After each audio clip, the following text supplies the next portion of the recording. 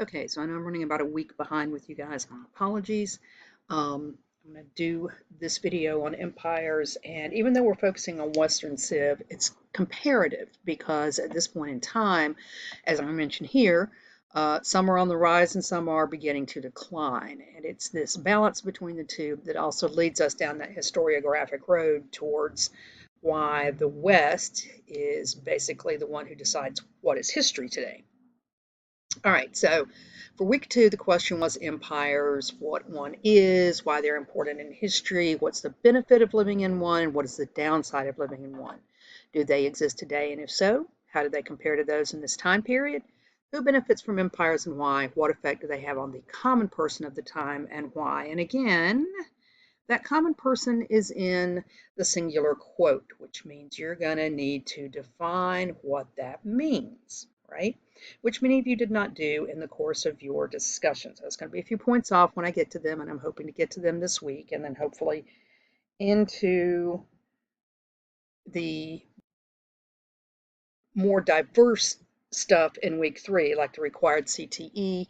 In fact, I'm probably going to couple the discussions from week 3 and 4 together since they are both effectively on the emergence, basically, of Western Europe, both politically and economically. So the next slide, this one, is one of my favorite slides. It's a really, really good analogy, or a really good discussion, sorry, of the Columbian Exchange. And I would point out that it really is the Columbian Exchange that makes Western Europe. It's this sudden ability to move lots of goods, lots of new plant things from the Western Hemisphere to the East. It's really going to boost Western Europeans' power base. It's going to boost population growth in a tremendous way, and it's really going to catch Western Europe up to the rest of the world, or the rest of Eurasia. Inversely, it's also control of the Western Hemisphere and the ability to grow products like coffee and sugar that are in high demand in Eurasia, and to mass produce them on such a scale that Western Europe profits. And this is part of what we're getting to with this whole idea in discussion 3 of the change in wealth. What had originally been the wealth pattern based on control of land and what you could produce on it is to a certain extent going to escalate. But now that land is going to be in the Western Hemisphere. And it's going to be using forced labor in the form initially of Native Americans, and then with their life expectancy massively lowered and their massive decline in numbers because of European diseases, it's going to be with the importation of African slaves that's going to basically first restructure the construct of agricultural production. In Western Europe, in Europe as a whole, in Africa, in China, and everywhere else in Eurasia, they're still stuck in this system where people produce what they need to live on, and then whatever surplus is used is kicked up the chain via taxation in order to support aristocracies and people above them. So the actual amount of land you controlled had a lot to do with what your wealth was. In terms of the rest of the world, well, in terms of the Western Hemisphere, what's going to end up happening is that the land is going to be directly claimed by kings, not by different layers of aristocrats. So the pure wealth and production is going to go to the overseers on that land and directly into the emerging dominant political regimes. And you'll see that in the political discussion, that what you begin to see rise in Europe are these empires controlled by the kings and queens of specific emerging European solidified governments. The first one, of course, is Spain. Spain takes full advantage of the control of Central and South America and parts of lower North America to extract agriculture, principally in the form of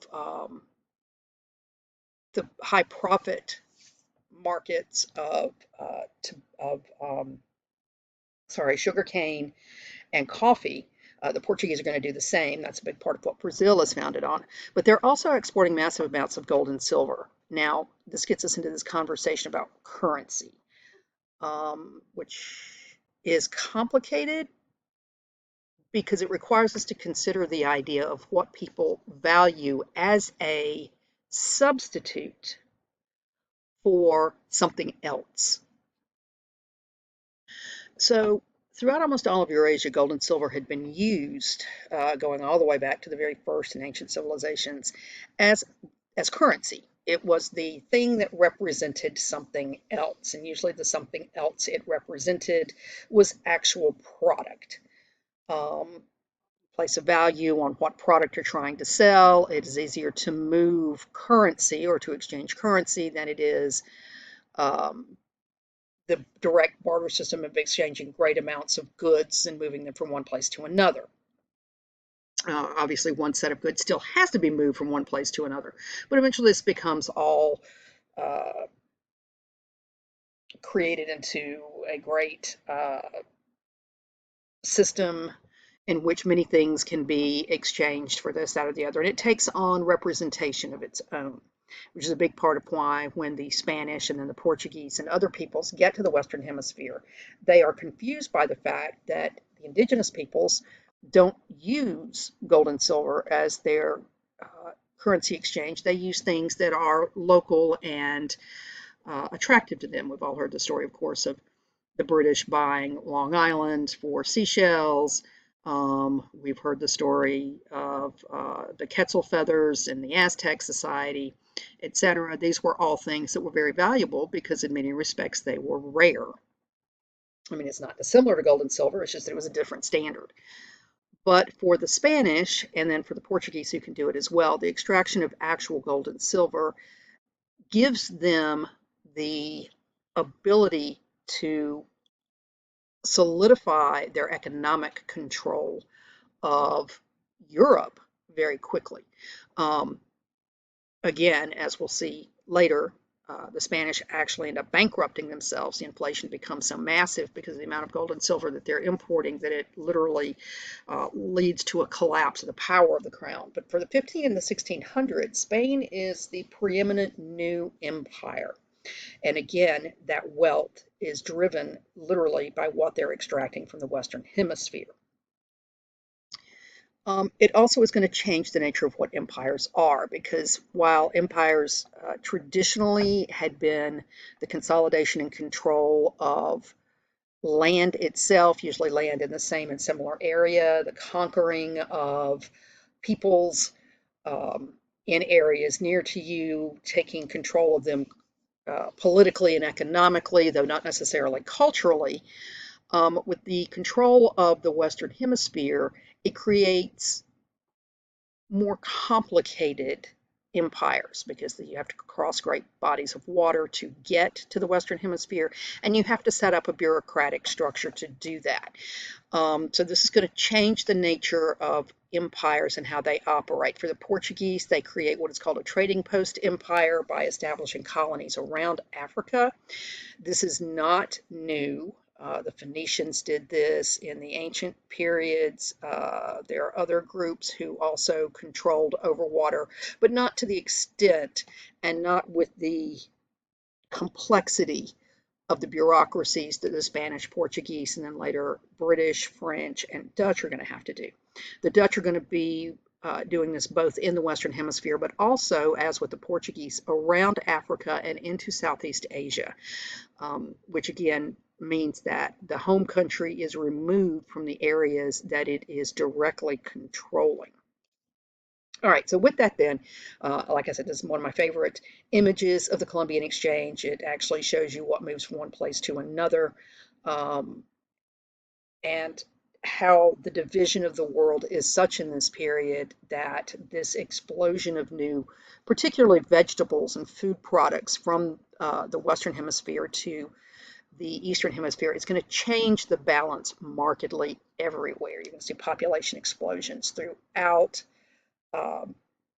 Eurasia, but with a reciprocal marked decline in the Western Hemisphere and in Africa as millions and millions of people are extracted from Africa and forced into the Western Hemisphere. All right, so what is an empire itself? It's a collection of different cultures, kingdoms, or political entities that have been brought together and controlled by an outside ruler, emperor or empress often, who dictate some forms of policy, usually having to do with trade or other economic matters, security, and taxes within those individual polities. Now, this is my definition. That's why it's not cited. It's one that, having studied uh, world cultures for substantial amounts of my lifetime, this is pretty much what an empire is. It's also one that I'm going to bring you back to when we get to the end. It's critical to understand that these empires don't have to have a direct social control.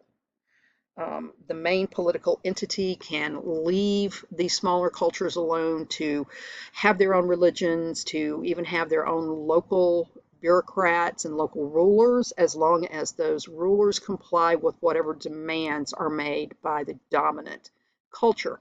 And that's what we see when we started off with the Mongols. They basically allow the other cultures to exist.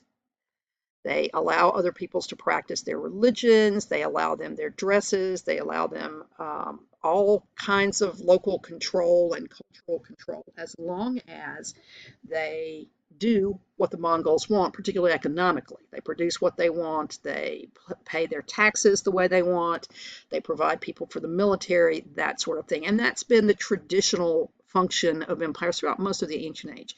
The new empires that are arising out of the Western Hemisphere, in the Western Hemisphere by way of Western Europe, are ones that have much, much more control over the everyday lives of all of the people within them. And in fact, one of the big differences is that the Spanish, the Portuguese, um, particularly, and later, well, particularly those two, are going to try to eradicate the cultures of the people they're controlling. They're going to try to replace those cultures with Spanish and Portuguese belief systems, Spanish and Portuguese manners, and social mores, and Spanish and Portuguese dress, all of those things. And a lot of that is because of the ardent Catholicism, particularly of the Spanish, and because of the way the Portuguese are as well. All right, sometimes the imperial ruling body allows the culture to keep its own habits and structures, and again, the Mongol Khanates. Other times, they're going to dictate almost everything from religion to who can marry whom to where people can live. And I'll point this out because as the Spanish develop more power in the Western Hemisphere, um, they do begin to implement laws. At this point, any of the textbooks should have demonstrated to you what are called the Costa cards. These were literally images, visual images that Spanish bureaucrats used to determine the race or combination of race of mixed blood peoples in the Western Hemisphere. And the reason they did this was because the closer you were to what we would call white, to European, particularly peninsular European, that meaning the Spanish themselves, the higher up the social ladder you were, the more power you had, the more ability you had to choose who you wanted to marry, but you were supposed to marry within your own social class and within your own race and culture. Um, because indigenous peoples and Africans often intermarried. That's basically where the casta cards come into play, is trying to determine which race was more dominant or which ethnicity was more dominant between the two, because the more African you were, the lower on the scale you were. In fact, over time, the Spanish get to the point of imposing laws not allowing the marriage of Africans and Native peoples. They explicitly begin to dictate separation of the two groups where they can live, because they do not want, literally, they don't want the two groups coming together against the Spanish. And that's literally kind of what it comes down to, particularly after the Pueblo revolts in the later 1600s. All right. Um, why are they important in history, empires? they're the standard by which we discuss history. This is a function of the historiography issue that we're getting to. We have consistently defined history by the empires that have existed at certain times. And part of the reason for that is because as political entities grow in terms of geographic boundaries, they grow in terms of wealth. Um, this allows them to feed more people, to have a larger number of people in the population who can do things other than produce food, and therefore can give themselves over to either structuring religions or creating scientific and architectural things. It gives us more people who can spend their time doing astronomy and physics and mathematics and all of the things that lead us to uh, more devices and more ways of living that are better for the culture as a whole. So empires free up more people to do more things. They often last longer than individual states or cultures. They spread culture, ideas, religions, technology, and many other human characteristics and structures to other people, principally through trade, but often through conquest. And they provide more stability and security for the people living in them, as long as those people are not living on the borders, because borders tend to be areas of conflict. Um, but for the most part, for the people within the empire itself, there is more stability and security, and a lot of that comes in the form of actual protection, military, police, etc., and in the form of legal codes that basically lay out the rules for what people can and can't do and what they will and won't be punished for. Right? The benefits of living in one: safety from invasions if you're not living on the border, knowing what's expected of you, because usually empires, because they are so large and because they have to have standardized rules, tend to have standardized taxes, laws, and social structure. In some empires, up until the emergence of the Western European empires, you had the ability to practice your choice of religions. And you have predictable government. Like I said, because they're so large, they're not given to whimsy. They're not given to changing the rules in the middle of the night or doing things like that because it's too hard to implement. One of the other ones is, as I mentioned, the benefit of being able to study sciences, medicine, architecture, and to do more great things. The downside, of course, is the lack of individuality.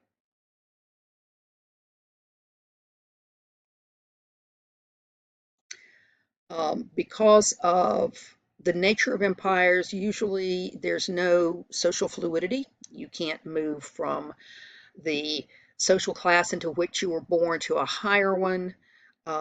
You usually can't even transfer jobs. If you are one of the common men, which also means the average person, then you're pretty much probably going to be stuck in some kind of agricultural production.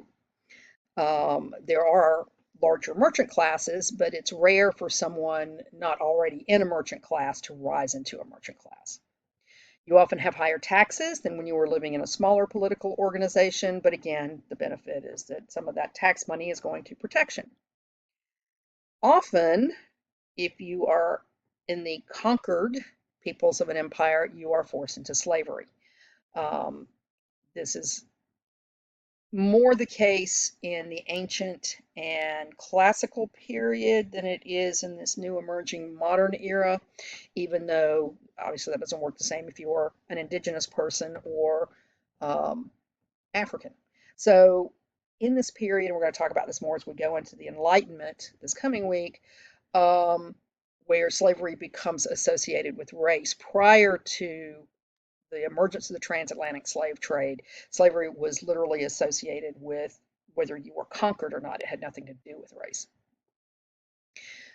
What we do see, again, emerge in this period is the forced conformity to the dominant culture's religion, social structure, behavior, dress, manners, and rules. And this has a lot to do with the intolerance for other religions emerging out of Western Europe, due in big part to the Protestant Reformation and the fact that Europeans themselves are already at war with each other over the proper way to worship and the proper structures and beliefs about Christianity. So again, we'll do a little more with that as we go along. All right. So how do they compare to those in this time period? And this is again where we get to the historiography. If you go back to slide 1 and you consider that definition of an external controlling political group that imposes either directly or sometimes indirectly its own control over another society, usually through politics or economics, and in this case I'm going to say economics is the big one, then yes, there are definitely still empires today. The United States, China, the Russian Republic, the European Union, all of these bodies heavily influence trade and political structures all over the world. Again, whether you want to think of it as overt or unintentional, it does happen very much. And what the US does economically has a big effect on what goes on in the rest of the world. The biggest difference is that today, most of these big polities try to use persuasion and economic dependency as opposed to actual force and direct control, but we do a lot of indirect control. In the 1500s, it was direct physical control of people and land. Today, it's more about controlling trade. We see that if you pay any attention to the news, which obviously you should be, since you have a deadline of Monday to give me your final project topic. So you should be looking at things going in the news today. Then you know that trade, warfare, tariffs particularly, are a big deal right now. Very, very big deal. All right. Who benefits from empires and why? Well, obviously the people in the dominant culture. Their rulers, their friends, their families, you know, those guys at the very top always benefit the most. But then next to that is going to be the people actually of that culture who will reap more of the material wealth coming off of the control of these other places. Depending on how the rulers treat their subjects, some subjects benefit, that safety and security thing again, that elevation of standard of living due to more technological developments, more scientific developments, more medical developments, that sort of thing. In the 1500s, what we see is the growth of this merchant class exponentially, which is the basis of what we refer to today as the middle class. And these, though, were often people who were expanding out of what had been a merchant class before, and also supported by kings and queens in Western Europe, as opposed to having to go through aristocratic channels. And of course, religious leaders in the Spanish Empire, the papacy, and then the Spanish Catholic bishops would benefit markedly by having whole new areas of people to control and convert, and the land upon which they live to benefit from. So a common person, again, it's the average person from last week. Conquered peoples living on the land, people doing the hard labor.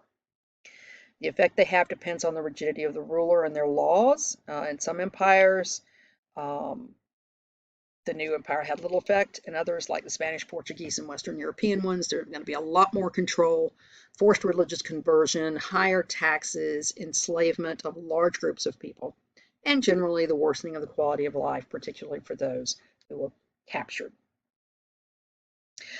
Okay, so that is week 2. And with that, I want to stop now and do a little bit about this week coming up, week 4. I have now posted a CTE for you for week 4, and I'm going to go to it.